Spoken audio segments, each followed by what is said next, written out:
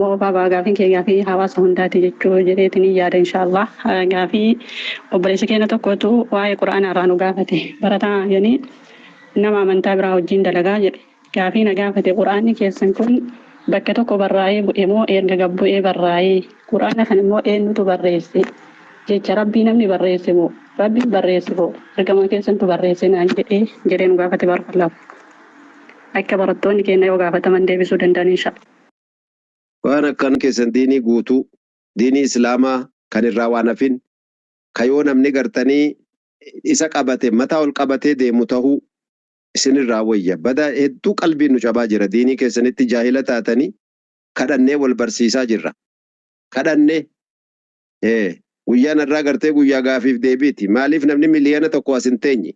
Sheekni biraa yoo gamasii waa immoo biraa banatee jiraate maaliif miliyoonni tokko achi hin seenne? Eega gartee gatteenyee kitaaba qaraanee kitaaba arabiffaa banannee dubbisnee sheeka ta'an jirre gurrumaan dhagahuu callaa maaliif dadhabna? Waan nama ajaa'iba. Nuti interneeta keenya baafannee shabakaa keenya bitanneeti sa'aatii gubnee isin bira teenye isin qaraa'isu waggaa 30tti gubannee qaraanee kaane. Gurraan dhageessanii fayyadamuu bichaatu jabaate. Gaafii obboleettii kiyyaa ka fakkaatu tokko dhufeeti. Abboo isin islaamni kun bilaashumaa jeen. Maaltu bilaasha nu godhe? Quraanni keessanuu bilaashaa jeen. Abboo akkamitti bilaasha? Rabbiin keessan kunuyyuu rabbii gartee zulmii hojjetaa jedheen. Namichi bilchaataadha ka sheekaa kun sabrii godheetuma ragaa qabda waan dubbattuufi jedhee ragaan qaba kitaabuma keessanirraa jedheen. Quraana keessan suuratul maa'idaa ayata 4 irratti gurbaan muslimaa shabaabtichi intala kiristaanaa fuudhuu danda'a jedha. Laakiin agartee intalti islaamaa gurbaa kiristaanaatti heerumuun haraamaa. Kaafiraaf islaama jedduun kaan hin jiru jettanii. Maaliif walqixxummaan ilma namaa isin bira dhabamee ji? Nutis nama mirga qabna. Intala muslimaa tokko yoo fuune maal qabaa? Eega intala keenya isin guurrataa jiraattaniifuu jedhee bar. Mee dhaggeeffadhu dubbii kana. Kana maal gootaa kitaaba dubattaa rabbitti maachi dabartaa jeen. Kana bar anatuu sii deebisaa sheeka duratti jeen gurbaan. Ilmiillee qabaa beekinni. Maal naa deebisuu dandeessa kitaaba keessan irra jira kitaaba keessantu murtii kana dabarse wayin sobee jedhee. Bar akkasii miti dubbitu siin gallee jeen. Nuti Nabiyyullaahi Iisaa ati Yesuus jettu kana ergamaa rabbiiti.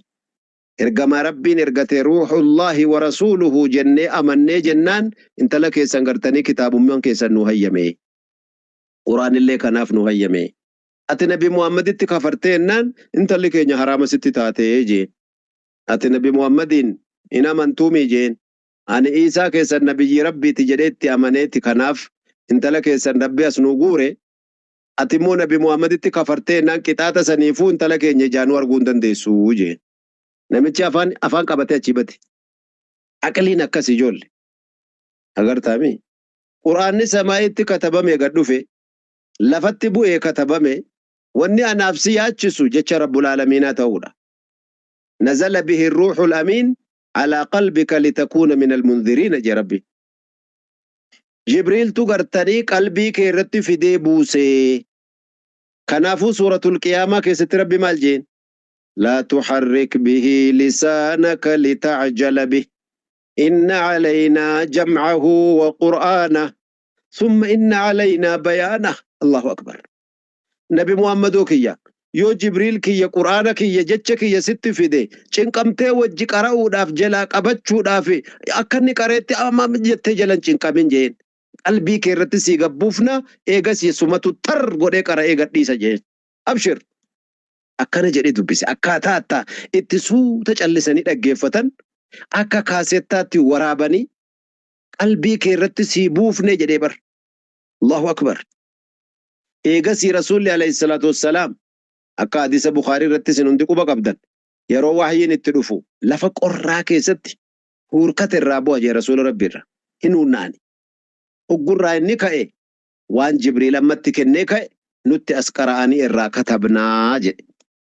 Waggaa 23 keessatti qadrii haajaatiin haga namni dhufee waa gaafii gaafatuun haga shari'aan rabbi suutaan ummata kana rahmata godha farsoo keessatti ayata afurtu bu'e. Faayidaan isiitii fi khasaaraan isii khasaaraa isiitii irra guddaadha. Farsoon faayidaan qabdu hamma dammitti damma qabdu saniif xiqqoo faayidaa dammaa sanii jettaniin gowwoomina jee. Lakkii dhiisaa jedhee ka'ee hin dhiiftamuun dhiiftanu haraama qulqulluudha jee Rabbi. Namatu farsoo ganama galgala akka bishaanii dhuga gaafasan. Akka diina Rabbiin jibbine Rabbiin abbaa rahmataatii miti arhamur raahimiin bar. Suuta suutaan.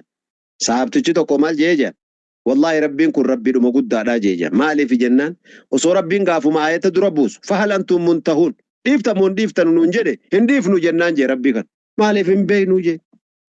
Hamma imaanni nu seenutti hamma qalbiin keenya nu lallaaftutti nu eegee suutaan ayata afuriin isa macarrashaatiin eega fahamne balaa isiitii fi rakkoo isii adda baafanne dhiiftamuun dhiiftanu jarana nuun jedhee. Dhiifne intahaynaa jennee harka kenninee je. Ilaala dubbii Rabbii kan.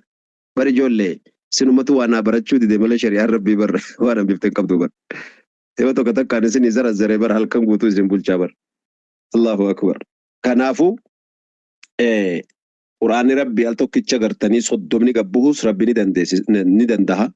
Qadrii haajaatii waggaa 23 rasuulli diinii Rabbii barsiisan keessatti suutaan dhufuunis halkan tokkicha Quraanni juuzii 30 baytal izzaatti bu'e. Halkan tokkicha juuzii 30 gadi dhufe. Jibriil immoo baytul izzaa irraa fuudhee qadrii haajaatiin waggaa 30 waggaa 23 keessatti guyyaa guyyaan qadrii haajaatiin ayataan akka namni haffazuu danda'u akka namni suutaan hukumii kana halaalaaf haraama isaa suutaan hubataa deemu waggaa 23 keessatti xumurame 30 sun akkana jedha itti insha Allah. Rakkoon qabu garuu diinii baradhaa gaafii bichaas nuun guurinaati. Jirri gaafiin dhiiftu isin aga yoomitti gaafii namaa guurtan qaraasisuu maaltu isin dhowwe baradhaa qaraasisa asii achi kenna. Abboo kuufiyyaan keeyattuu jaaniin nama wayitiin nama isin hundi beektan wayiti kuufiyyaan keeyattuu jennaan qabee duwwaatti wanni kedda'ummaan lafa fayyadaa jedhe mataan duwwaadha.